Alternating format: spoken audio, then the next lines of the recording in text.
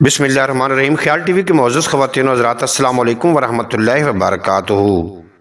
میں ہوں آپ کا دوست محمد علی خضر، اور آج کی اس ویڈیو میں گدھے کے عجیب و غریب خواص آپ کی خدمت میں پیش کر رہا ہوں۔ اگر کوئی آدمی گدھے کے کان کی رطوبت شراب یا کسی اور چیز میں ملا کر نوش کر لے تو اس کو ایسی بے ہوشی کی نیند آئے گی کہ اسے کسی چیز کی خبر نہ رہے گی۔ اگر کوئی شخص گدھے کے جفتی کرتے وقت اس کی دم کا بال اکھاڑ کر اپنی ران میں باندھ لے تو اس شخص کی قوت بہت تیز ہو جائے گی۔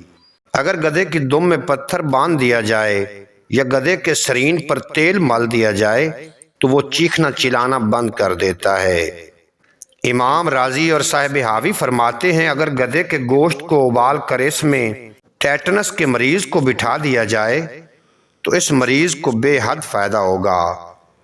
اگر گدھے کے کھر کی انگوٹھی بنا کر مرگی والے مریض کو پہنا دی جائے تو اس کی مرگی ختم ہو جائے گی۔ گھوڑے اور گدھے کی لید سلیانے خون کو فوراً بند کر دیتی ہے۔ اگر گدھے کی پیشانی کی کھال کو بچوں کے گلے میں ڈال دیا جائے تو بچوں کی گھبراہٹ ختم ہو جاتی ہے، بچے کا نیند میں ڈرنا بند ہو جاتا ہے۔ اور اگر گدھے کی لید میں سرکہ ڈال کر سونگھ لیا جائے تو نکسیر کے لیے مفید ہے۔ صاحب الفلاح نے کہا ہے، اگر بچھو کے ڈسے ہوئے کو گدھے پر سوار کر کے پیٹھ کی جانب اس کا چہرہ کر دیا جائے تو اس کی تکلیف گدھے میں منتقل ہو جائے گی اور سوار ٹھیک ہو جائے گا۔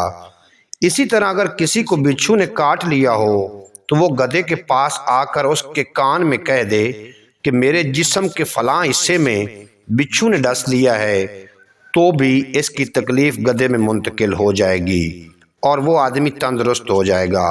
لیکن پہلا عمل یعنی دم کی طرف منہ کر کے بیٹھنا زیادہ مفید اور مجرب ہے۔